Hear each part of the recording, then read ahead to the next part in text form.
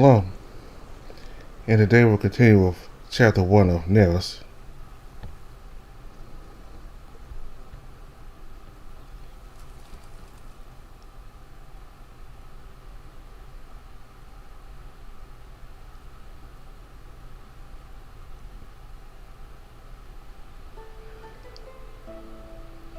The building located south of the monk's dormitory turned out to hold both the refectory and the kitchen. Although the kitchen would still be bursting with activity once the time came to prepare dinner, for the time being running water, scrubbing sponges, and some boiling water hummed a tranquil melody. The abbey staff was organizing a cupboard as he talked with a woman, eyebrows in an arc and tension in his voice. The woman, who was wearing a black habit much like the monks, noticed the duo as soon as they came in. The staff, however, kept one in his mouth. "I'm telling you, I don't like this. This is going to bring one to attention. Tom, look, we have visitors." The woman, a blonde old lady with curly hair, interrupted the staff and pointed toward the detective duo. Tom turned around, his eyes almost bulging in surprise, but quickly put on a somewhat dignified face, although his voice is still swell. "Detective, and this is Barty. Elisa, she's my assistant. It's good to meet you, Elisa. What brings you to our splendid kitchen?" Elisa skipped breakfast today. Can we grab a snack for her?"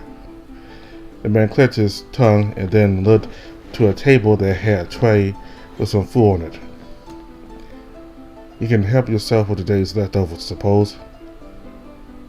"Good enough, thank you." Tom rolled his eyes and started whispering to the old woman. The investigators ignored them and sat down at the table. "Hey, buddy, what do you think they were talking about?" Alicia whispered to the crocodile. "Who knows, that guy's been acting like a nervous wreck ever since I arrived." "Do you think he's pretending? He does look a bit shaken up. If he's pretending, then there might be something he wants to hide that is distressing him. Although who knows if it has to do with our case. Perhaps he has a story with drug use and is afraid of an agent of the law finding out." "He looks the type. For how long has he been behaving like this?" "According to the monks, it started soon after William died." After grabbing a cut of beef and some vegetables, Lisa saw the chef and the woman another look. Her taste buds vibrated with joy from finally savoring some good food, but her mind was completely focused on those two. They seemed to be holding a more casual conversation now, but Tom was still visiting with his apron. Every once in a while, he would try to shoot them a glance, only to stop himself in the last second. The woman in the black habit, however, acted perfectly natural.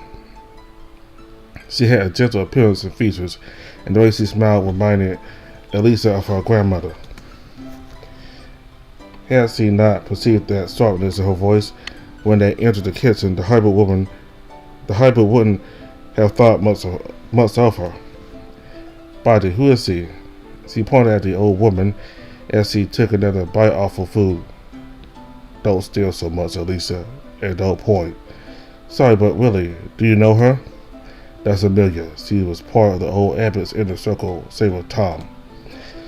She's one of his consultants. I wonder if she's here to make sure Tom doesn't say anything he shouldn't. Interesting theory.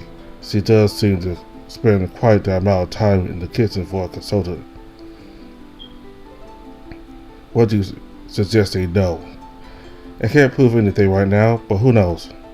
People in positions of power like William don't get their high standing just by doing goodwill. Perhaps they are aware of some secret of his that might be related to this case." "You really aren't a positive thinker, huh?" "Maybe we'll put your theory to test later. What do you think it will take for them to open up to us?" Barty blinked, lowering his head slightly as he thought about that question for a few seconds. "I'm not sure of the personal opinion of everyone within the abbot's within the old abbot circle, but they are sticking to the exit story if you refuse to talk on that basis. The way I see it, there are two ways. We either find a piece of evidence more definitive than the wound on the back of William's head to prove it was a murder, or another murder takes place and it becomes impossible to call the first death an accident. Do you think it will come to that? I can't say for sure yet. Well, let's try to make it the first. Yes. So are you done? This should be enough for now. Let's go look for that Remigio guy. The food was delicious, thank you very much. We are headed out now. Oh, come back if you need anything. Aloy said his teacher should be in the walls. Yes, although I expect we'll still have to ask a guard to let us through. Follow me. Another place he was talking about. They walked past the church in the yard into a narrow area between the latter and the wall. Soon they arrived at a humble door in the walls. Like Alois had said, further east one could see the guards' barracks. Mighty had been right. It was guarded. However, after breaking up Alois and Remigio, they agreed to let them through just to talk to the vampire.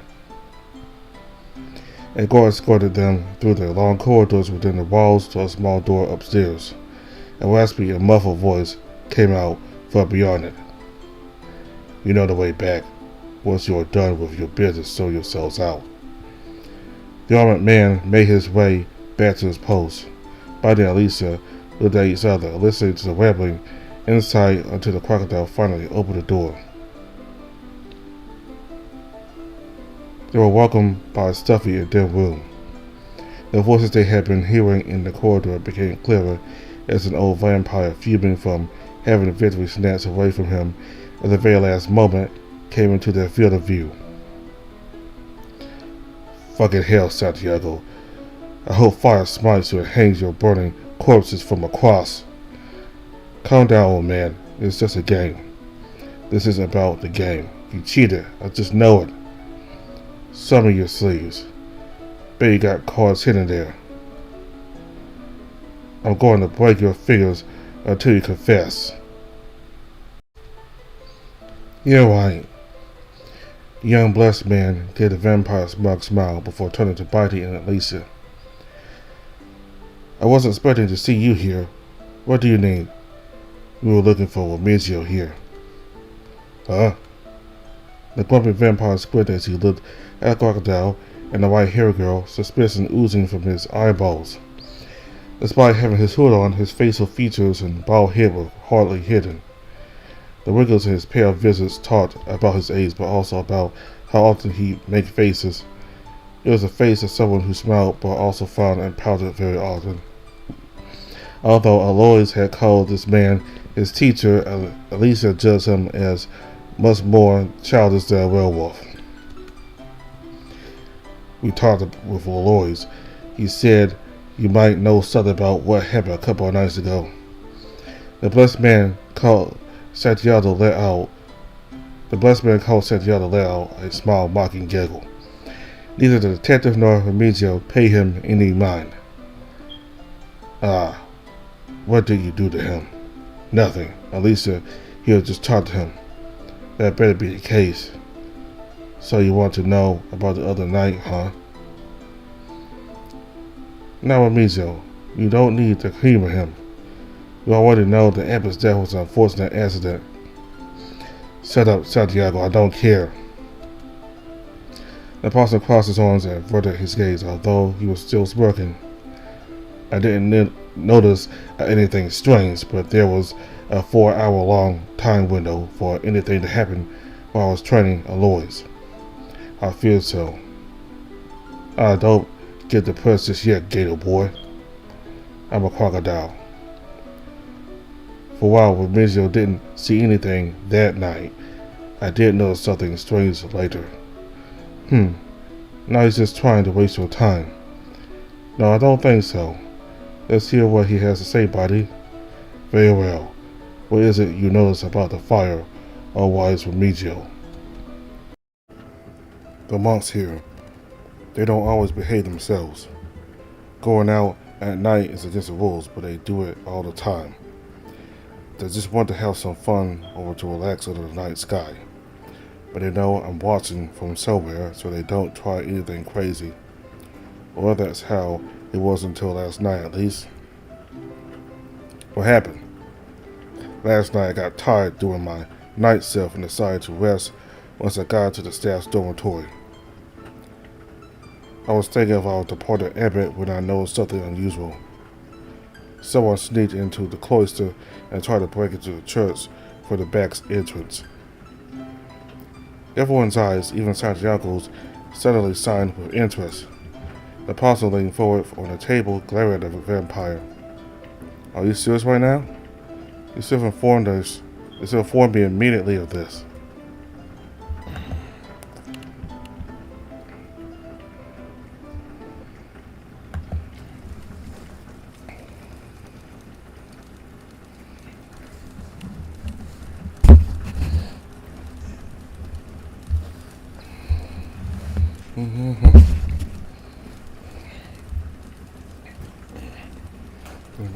Nobody talk.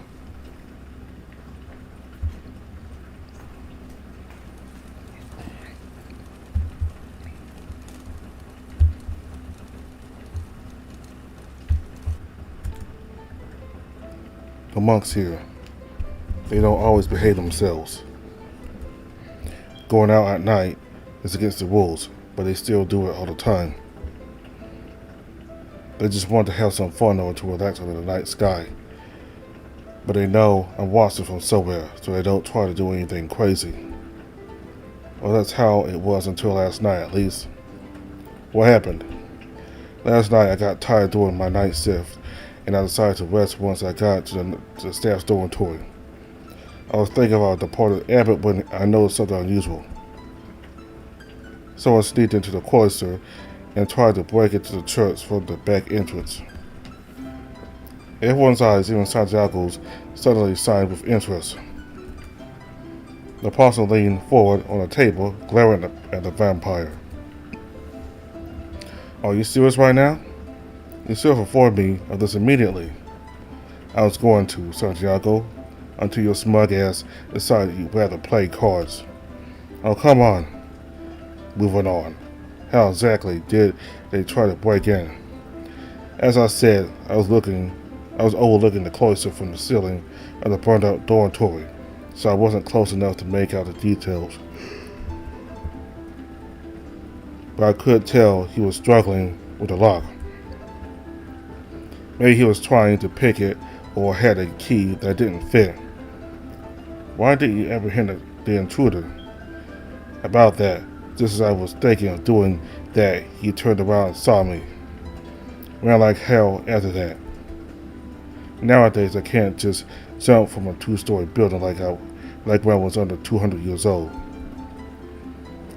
I had to climb down, and by then he was gone. Curses. We need to get you a work partner. Nah, they only slow me down even more. You keep saying he. Do you have any idea who it was?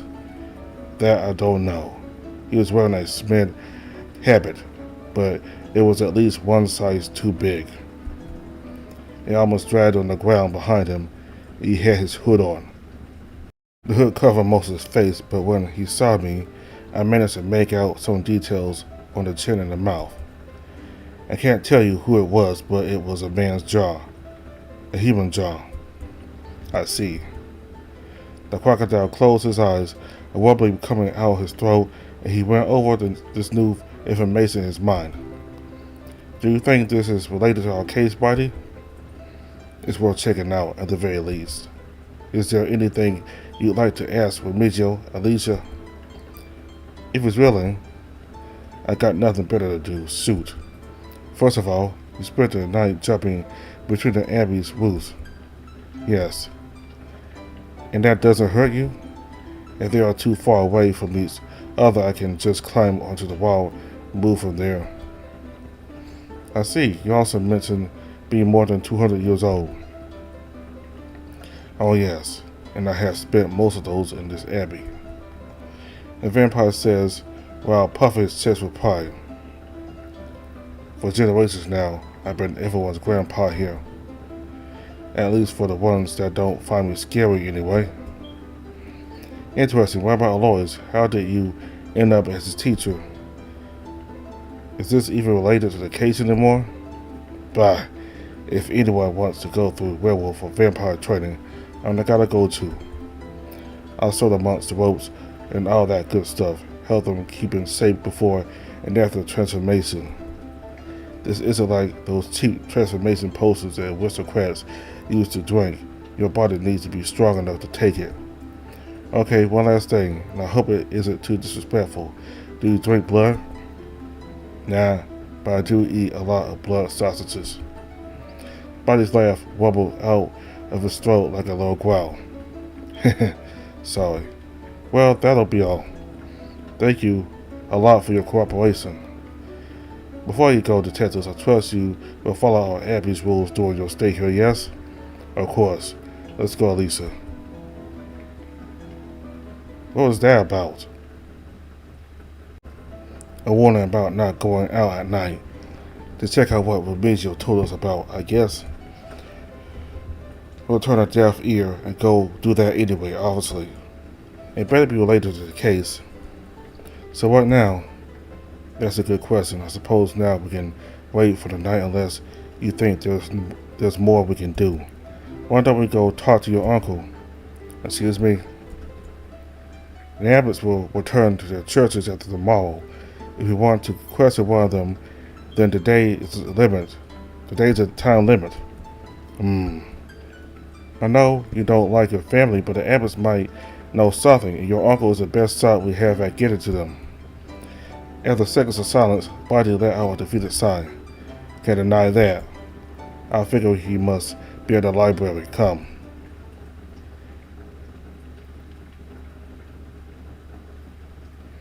The investigators entered the hallway leading to the scriptorium, but this time they took one of the spiral stairs in the middle. Elisa and Buddy arrived at the Abbey's library. Although there weren't as many monks here as in the scriptorium, there were still dozens of people in black robes moving around everywhere, and a single person in a blue habit that noticed them. Oh, I wasn't expecting to see you guys again so soon. What brings you here? Hi, Frank. Have you seen anyone that looks like Buddy? Or rather, like a slender, shorter, and snobbier version of me. That kind of sounds like my Abbott. Because it is. He's my uncle. Oh, what? So, is he here? I saw him over there a few minutes ago. Now I think about it, the two of you have spent a lot of time reading ever since you arrived. Maybe our taste for reading runs in our blood. I doubt it. Thank you, and see you later, Frank. The two were headed the way the young monk had pointed, and soon enough the crocodilian Abbot came into sight. Although they bore some resemblance, Elisa couldn't say she found this other crocodile to be too similar to Buddy. He was almost as tall and had a similar coloration, but his figure was slender and his scales looked faded, undoubtedly because of his advanced age. The old man was absorbed in his reading, not even noticing as the two approached him. Perhaps I could use this chance to try to check his pockets, see if he's holding on to any secret. No, perhaps not. Buddy cleared his throat to get his uncle's attention. The older crocodile bolted up before abruptly closed his book and looking at either side, a lost look in his eyes. As soon as he noticed his nephew in the hybrid, he recovered his composure. Book still on hand, he crossed his arms behind his back and gave them a solemn look. Ah, Buddy, and Lisa, if I recall correctly. Hello. Long time no see, Uncle. You jest. I happen to see you come here to read almost every day. Long time no talk then. We need to answer a few questions. Is this about that nonsense about William getting murdered? The old crocodile scowled, the corners of his mouth becoming stiff.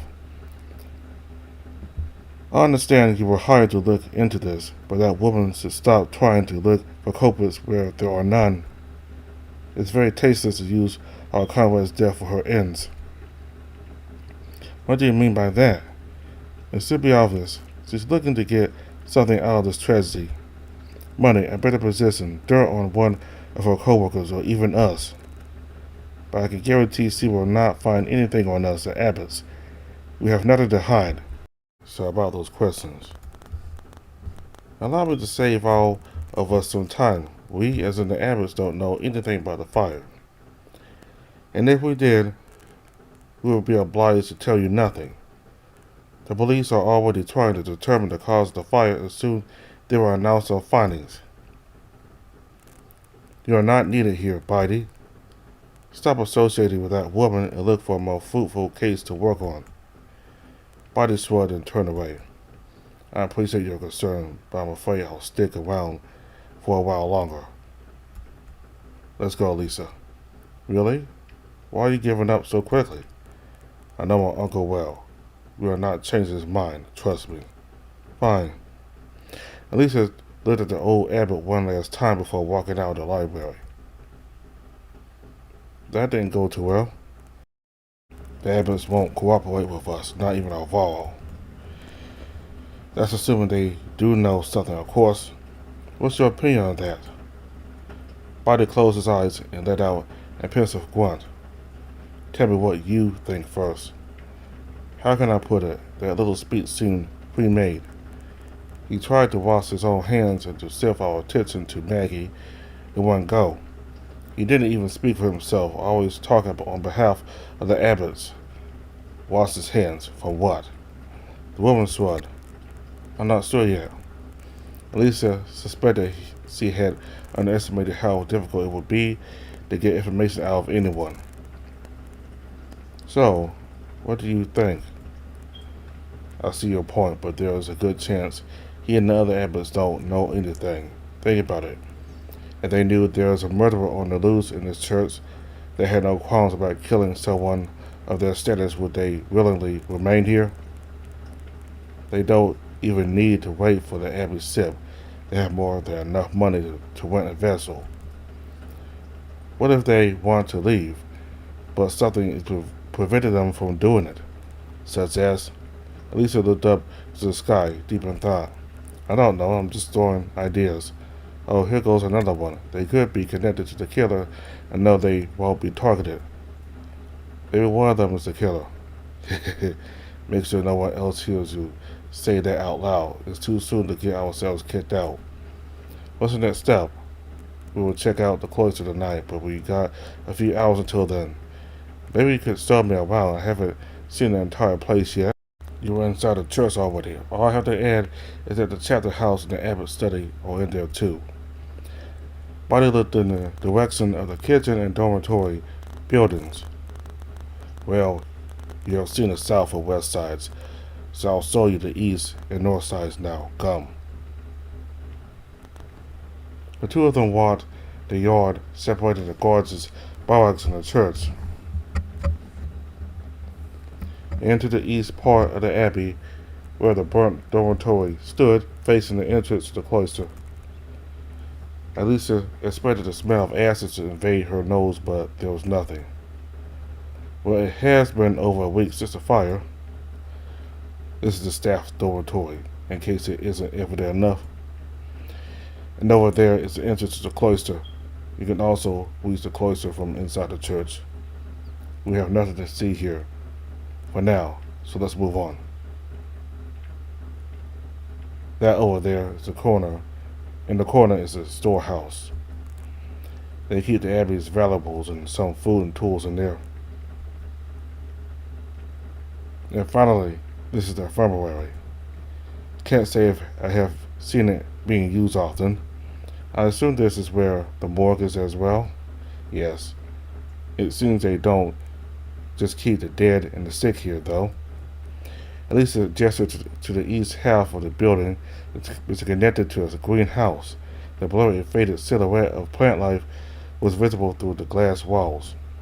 It seems they used to receive what medicinal herbs from Nerus church, but at some point they decided to start growing their own.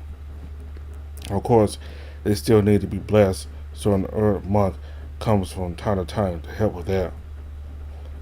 Right now, Aloys, Frank, and the Abbots are the only outsiders in this abbey, right? Not counting ourselves, yes. Suddenly, the chant of the bells reverberated through the air, but both of them looked in the direction the sound was coming from, a curious look in Elisa's eyes. Time for dinner, I'm guessing. I didn't even notice time went by so fast. Nah, here, dinner starts at 7. Isn't that too early? Elisa, at what time did you eat on the ship? Anyway, let's go. I was just starting to feel hungry again anyway.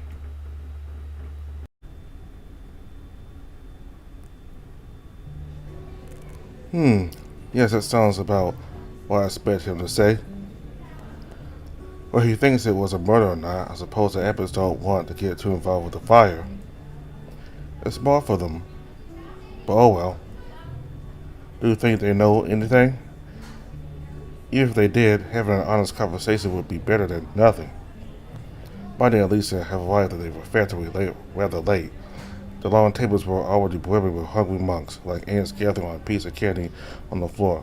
They had found vacant seats near the end of a table where Lois and Frank were eating. Although Elisa wanted to look for even more desolate spots, Bonnie was quick to sit across the werewolf, so she felt forced to join him. Frank, who was sitting in front of her, had asked her how things went in the library. Alois shook his head ever so slowly as he heard the ongoing conversation. I'm certain he is being honest with you. What makes you say that? It's simple. If there was a murderer on the loose here, and they were aware of it, they would have left already. They are powerful people, but our hypothetical criminal seems to not have qualms about murdering someone of high standing. I don't think they would risk their life staying if they know there's a murderer here. But I said the same thing. Wolf boy here isn't bad at all. Once out, he might snatch your spy as my sister, Lisa. You risk. Aloysius' ears wiggled with curiosity, but he decided against asking them to elaborate on what that saying meant. As everything continued eating, Elisa looked off to the side towards the other end of the noisy room. There, on a long table set apart from all the others, sat the 6 Abbots and Maggie. Were he alive, it would be William sitting on the cellar spot. She remembered Bonnie's advice to not stare, but decided to ignore it. They wouldn't notice her anyway. They were too absorbed in their own business. Suddenly, a small thought popped up in her head. She turned to the 2 knock monks. You know, I've been thinking that maybe this church and Urs aren't that different.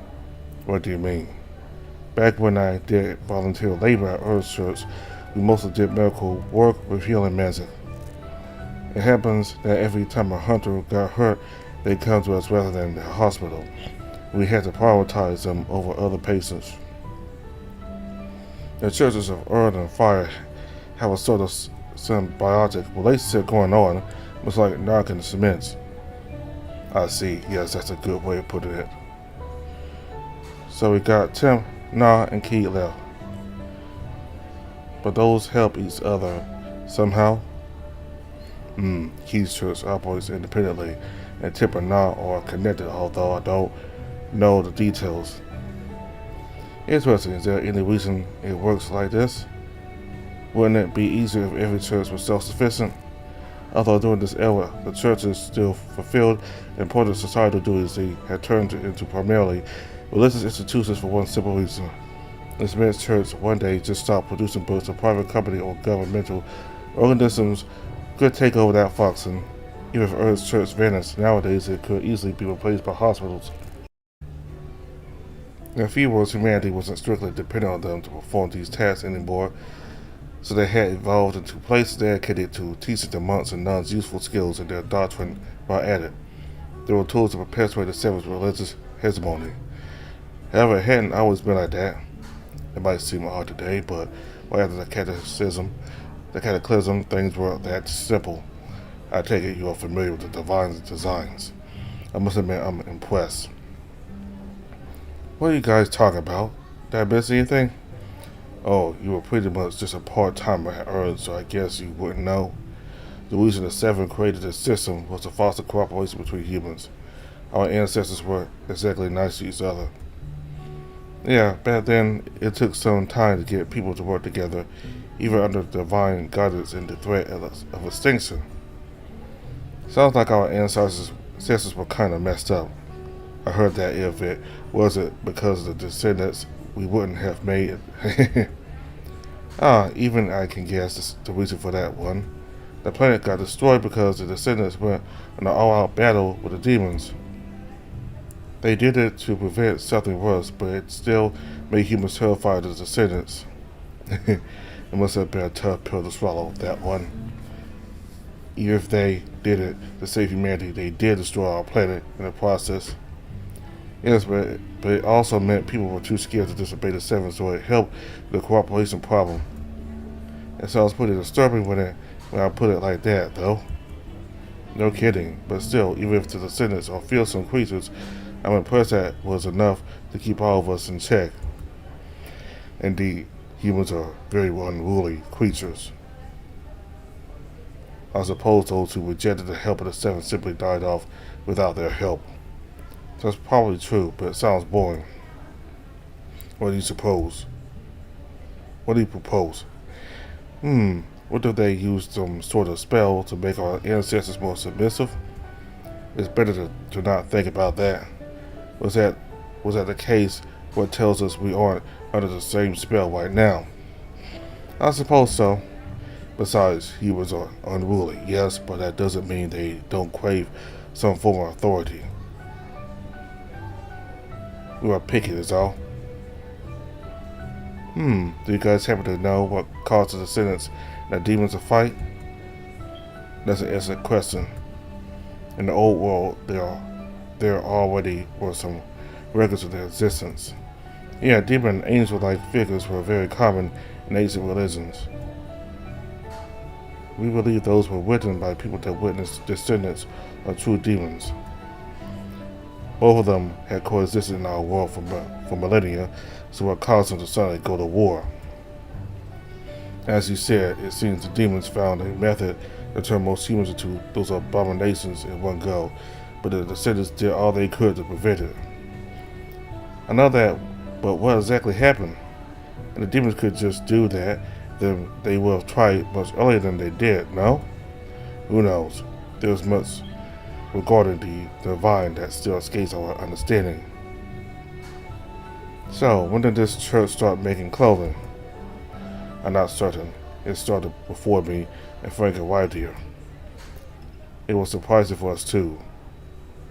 This idea of revitalization was buying sewing machines and offering classes to teach the monks how to use them. Oh, how interesting. In all my years as an Earth nun, she never stepped into the temple. This man does stop by here sometimes. He's a whimsical fellow. I hope he decides to come to the Abbey while we are here. I never met one at 7 before. Not that I would blame him if he wanted to keep his distance for now. How about now? How long is he was perked? Did he ever stop by your church? He never did. Much like our church's duty, he is enshrouded in mystery.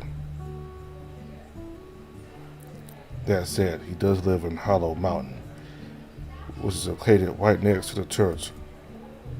So you could technically walk over there and meet him? Yes, but it has never come to that.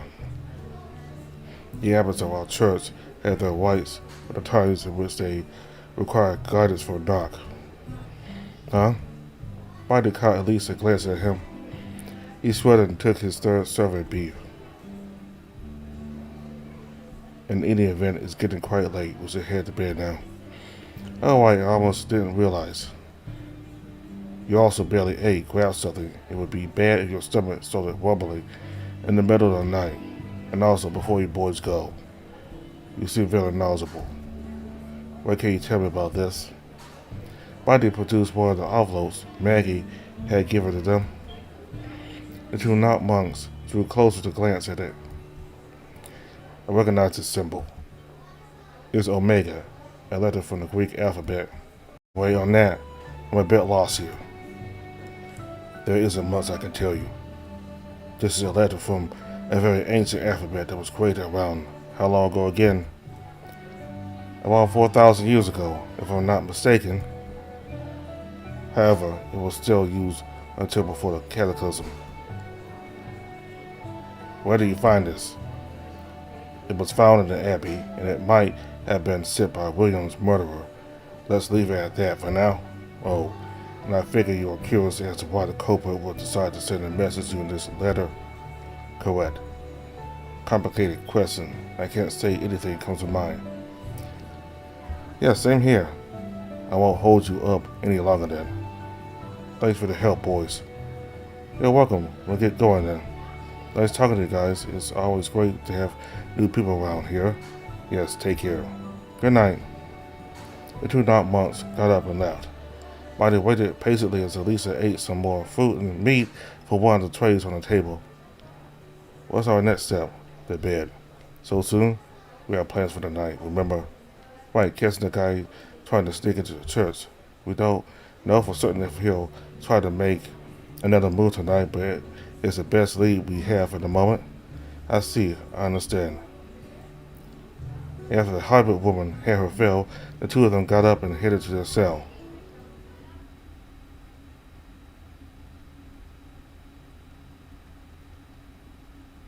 Barty and Elisa made their way through the hordes of monks flooding the dormitory to reach their cell on the upper floor. As Barty was unlocking his cell, raspy shouting began resonating from the stairs. Elisa initially thought it was the vampire Remigio, but upon further thought she realized that was wrong.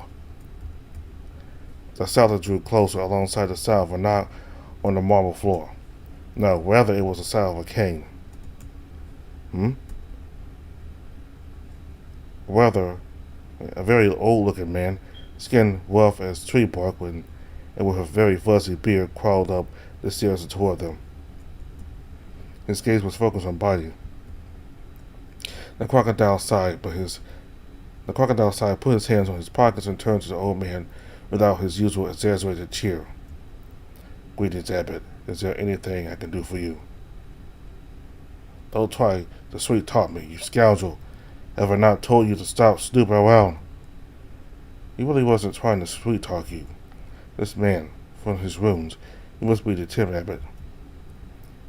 I knew he was old, but after seeing Barty's uncle, I imagined he'd be in better shape than this. The old man elicited a couple of awkward looks from the monks nearby as he hurled insults towards the crocodile while trying to hit his sins him with that cane. Barty patiently waited for him to blow all the steam as he dodged to deflect each strike by moving his tail and legs. After a while, Brandon seemed to grow tired. He stopped to catch his breath, and at that moment the look in his eyes changed from that of a child throwing a tantrum to one of a stern, authoritative figure. He put his cane down and don't think that just because you're a private detective you can afford to defy the abbots. We have told both of you and the authorities that we are unrelated to this accident. Yes, sir. I apologize. I didn't mean to cast suspicion upon my uncle or any of you. At least he was curious about what he had to say, so we decided to pay him a visit, that's all. Huh? Brandon scoffed at Barty's deflection. You're nothing but a kid that chose to run away from home to live out his murder mystery fantasies instead of taking over the responsibilities of family entrusted to him. You have no right to cast doubt on your uncle's character. You better remember that. Barty closed his eyes and cackled. Brandon didn't overlook this opening and struck his legs with a cane right on the bone, tearing a yelp out of the crocodile. Elisa was about to serve him with another figure, climbed up the stairs, and after finding the old abbot, pointed to him. There you are, Brandon. Come, you need to sleep. Oh, look. The hoarseness in the old man's expression didn't dissipate, but shifted to the other abbot instead. His wounds signaled he was the abbot Akid. Luca ignored the investigators in a hurry to get Brandis to return to his cell before he made more of a blunder. Alvaro was calling for you. He says he wants to talk about today's supper. He wants your opinion before he has a word with himself. Come, let's go.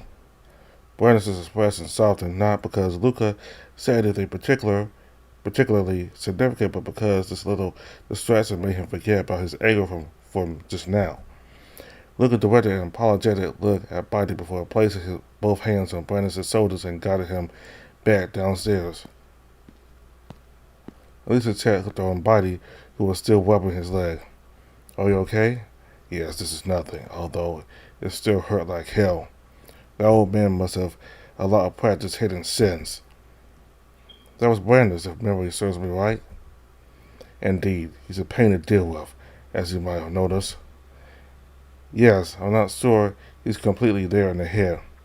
His age caught up with him a while ago, it seems. There are some rumors about his successor being desperate for him to die. He was selected 20 years ago and now is in his 50s. As soon as he's concerned, Brandis might even outlive him at this rate.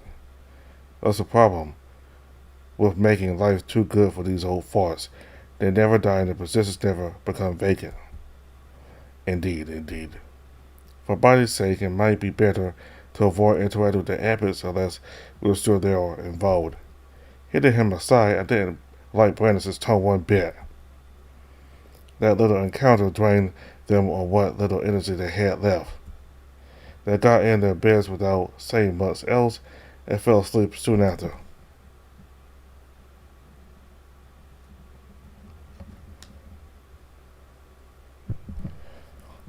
I entered the grow room and looked around. 2 older women were tending to plants there. I closed the door behind me, setting us away from the murmur in the hallways. One of the women noticed and approached me. Although she wasn't much taller than me, she was a lot heavier and wider and was dressed in green gardening clothes. And came back to me. She was a nun of Earth. Elisa, what brings you here? I'm looking for a way to make myself useful. Is that so? The woman brought her hand to her chin, deep in thought. A few seconds later, her eyes shined with aspiration. Yet they seemed dirty as if submerged in murky water. I know. I got a job perfect for you. Come here. I stood still and watched as the nun walked up to the door and opened it, letting all the noise penetrate the room again. She looked back at me and spoke. Are you coming? Of course. We stepped into the long, hazy hallway. Despite all the noise, there was no one there. Before I even realized it, we were standing in front of an old-looking wooden door. I had a feeling I had come to this room before, too, but I was drawing blank. The nun produced a key and opened the door with it. All I could see inside was a dark miasma, so thick that it looked as if it would start spilling like a viscous liquid into the hallway at any moment now. Yeah, I followed the nun without a second thought as we sank into the oily substance. The door closing by itself behind us. The smell in there reminded me of a hospital stairwell, but slightly sweet as well. As my eyes got used to the darkness, I made out a couple of cells lined with labeled jars and vials. Was this my school lab? No. How are you doing? The nun turned to face me with a crooked smile and eyes wide open. It must be so hard. I'm fine. She lifted her hand and kept walking. We passed on the archway into a way more spacious room. Here we are. I was welcomed by the sight of a broad bed surrounded by drawers and some other furniture. Some boxes were lying around as well. One of them, while the foot of the bed, was full of stuffed animals and other toys for kids. A jovial smile on the fat nun's face, she stepped toward the bed. She sat there and then reached out for something. I only saw it then. Something was lying there.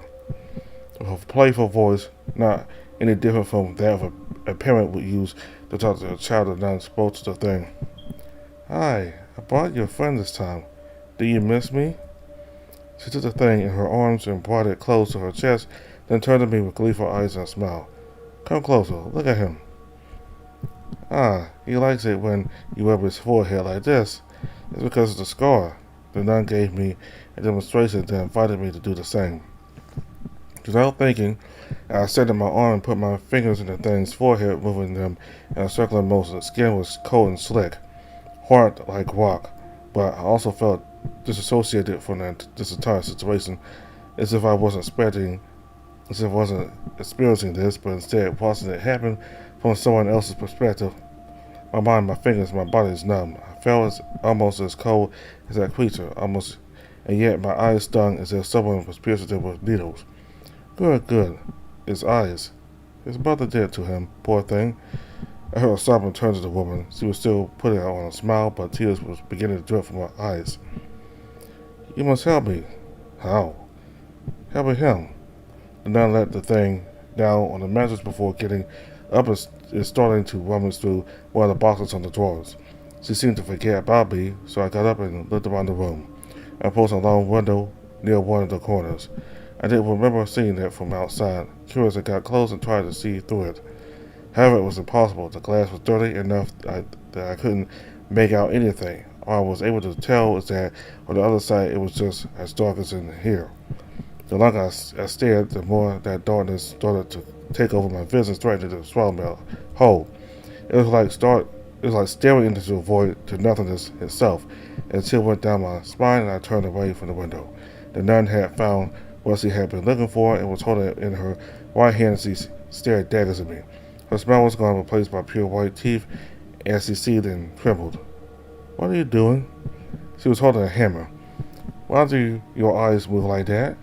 Why is it that his can't? It isn't fair. I stepped back as she started walking toward me. I feared she would corner me against the wall. There weren't many places for me to run. But before she could get close, a quake filled the room. Light started to pour in, and the nun started looking around before facing me again. That's me again. She wanted to ask her what this was, but my mind was numb. Blinding light flooded my eyes. I was helpless to escape it, even by closing my eyelids.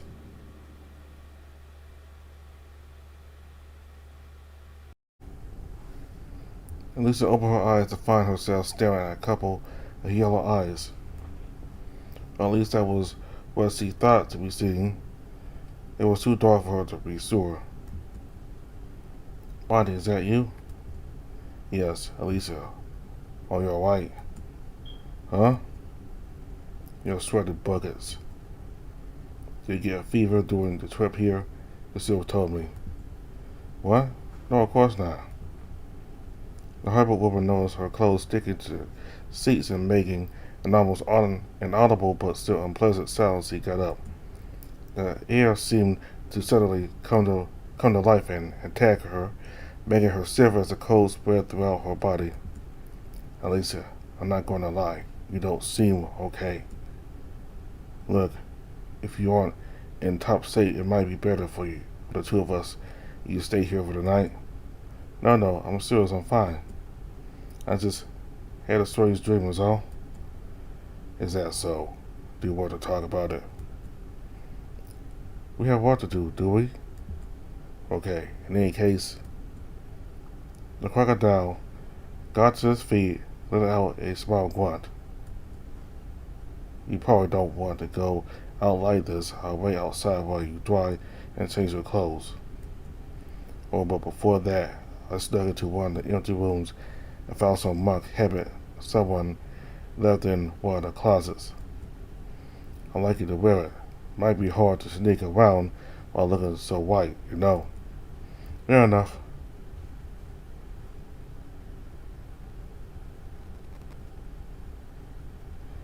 After Bonnie and Lisa exited the dormitories, the Harvard woman looked up to the sky. A small breeze was all that could be heard in the stillness of the night, the wind cold enough to get a chill out of Elisa. There were a few clouds in the sky, but they covered only some stars. The two moons were completely visible, their unnatural blue glow tainted the dark. So, they were fighting to save our world, huh? Let's make haste, Alicia. I prefer Remigio not to catch us. Right.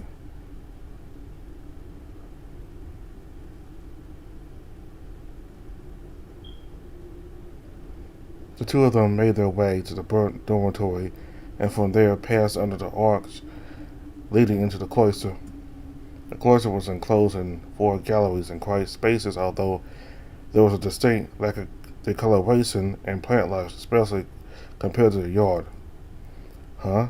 I was expecting something fancier for the cloister.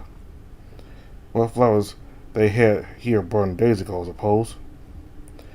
The church back's entrance is in the middle of the western gallery. Do we wait at south or north? North. Elisa and Buddy sat down at one of the benches in the northwest corner. The crocodile looked out at the cloister for any activity, but Elisa kept an eye on the door to the church. Hey, Elisa. Buddy spoke to her, his voice a barely audible whisper. Yes, do you see anything? No. I was thinking if you want to talk about that dream you had, we have time now. Seriously? The woman sighed. I'm just worried you were really shaken up. Is something eating away at you? If it was about your father, don't worry. I know the old dog well. I may not know where he is, but I'm damn sure he's alive. No, it wasn't about that. No. Marty turned to see the girl.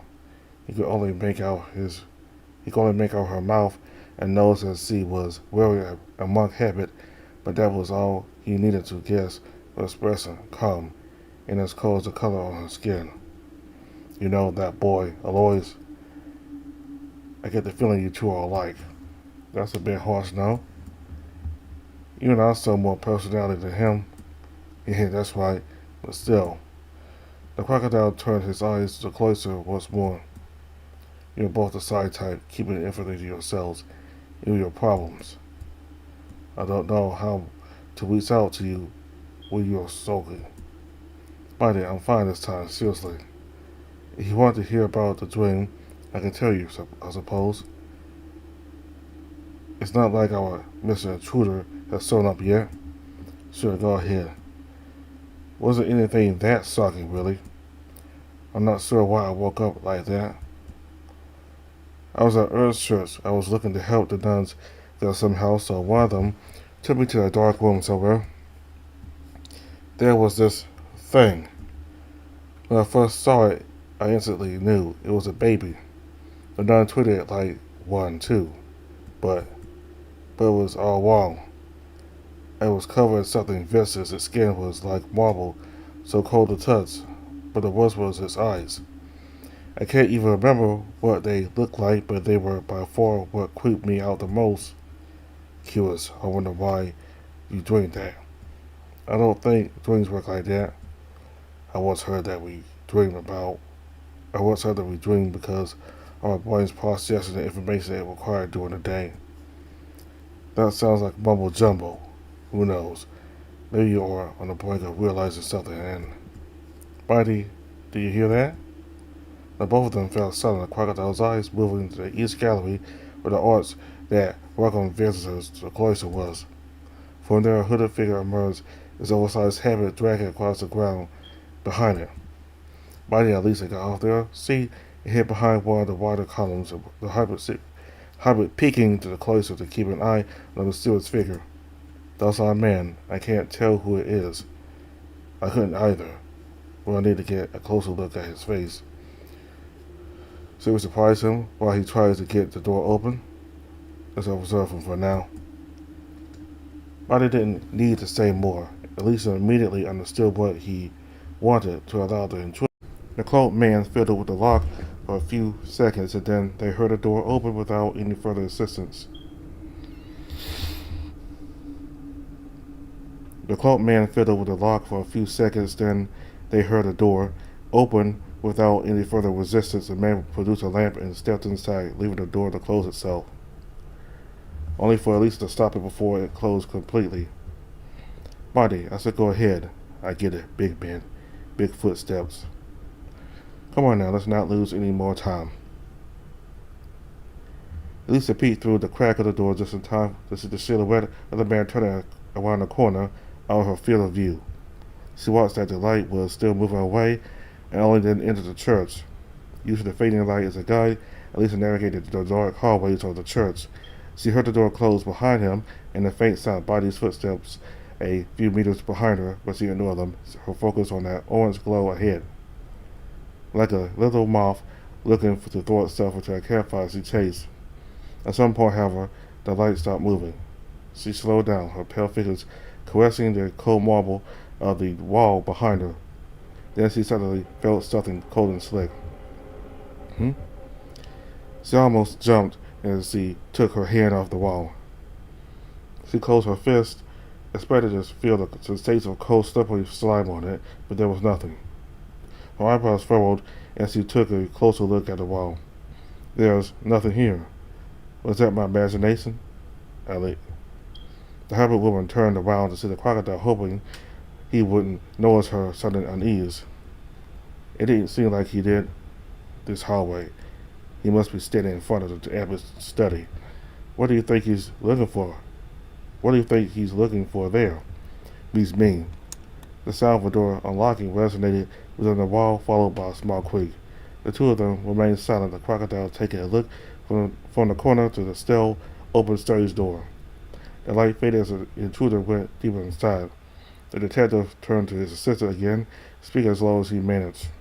The plan's simple. We go there, I beat him up, and we ask questions later.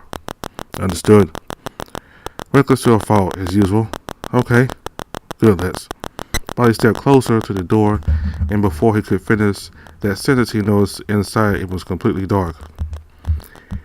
He didn't think twice and dashed forward, sinking into the darkness. Elisa remained where she was, her legs suddenly refused to cooperate. The door creaked some more, and then she heard something like a slap. No, that wasn't right. Those were footsteps, hasty and agile. Soon another set of footsteps, these heavy and slower, joined the simple sounds resonating between those cold walls. Body. It didn't take long for her to figure out what was happening. She too broke into a sprint, running after the two sets of footsteps. She could barely see with the little moonlight that entered from outside, but managed to avoid hitting any wall. However, she wasn't able to get even a glimpse of Body or the person they were chasing. Eventually, she arrived at a much larger room. She could make out the shape of the columns and neatly lined up pews. She immediately knew where she was, and so she ran to the vestibule. Damn it, where'd he go? Body, what happened? Elisa was united by a very frustrated Body. The crocodile patted as he stood right outside of the open church door, his gaze jumping frantically from one place to the other. He didn't bother to turn around when Angela and Elisa still looking. He must have noticed us at the very last moment. He got away, the bastard. At least you were all right. I was scared there for a second, yeah. The crocodile dropped his shoulders, tired, and then stepped back into the church. He decided to close the door so as to not draw Remigio's or the guards' attention. Is this door usually locked at night? Yes. It seems our intruder managed to get keys for both entrances, or maybe both doors still lock. We will need to find out where they keep the keys tomorrow. For now, let's go back. Maybe we can figure out what he was looking for at the abbot's study. Understood. Body led the way back to the study, Elisa staying close to him, avoiding touching the walls. The door into the study was still open wide, but it was too dark to make out anything inside. The crocodile grunted as he pulled out a tiny box of matches and lit one. He spotted an oil lamp sitting on the desk, which he took and lit up. Here it is. Body slowly moved the lamp around as it expanded the study. It was only then that she realized that there was a smell like iron in the air.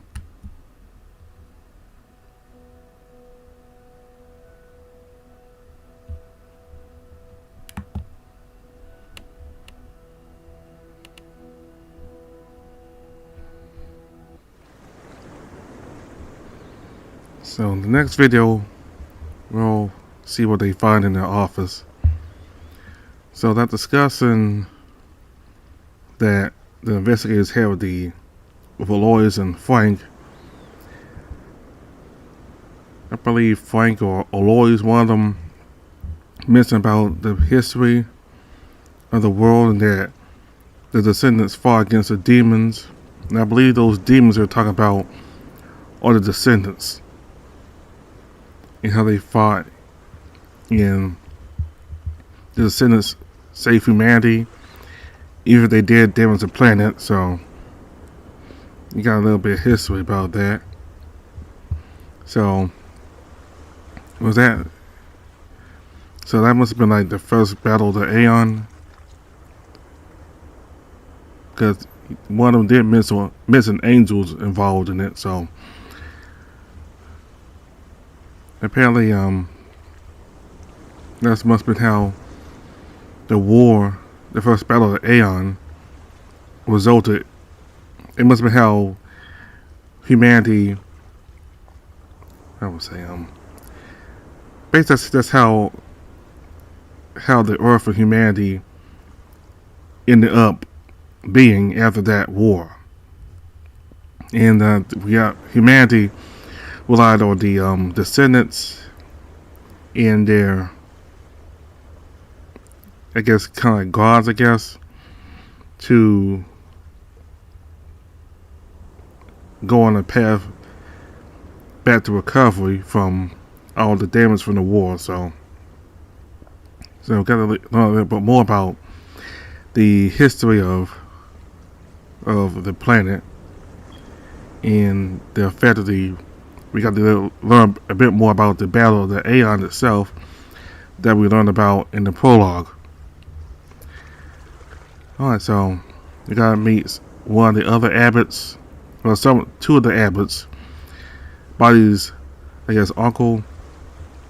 He is not happy with Buddy being in this line of work, that he wanted him to inherit his family's business, I guess. So Buddy and his family, they're like blessed humans, so I guess they're like nobility in some kind of way. So anyway, Buddy very much likes this line of work, and that's what he told Alvaro. So he says he likes the thrill of it. So anyway, next time we'll continue with chapter 1 and see what they find in the office. So thank you all very much for watching. Goodbye.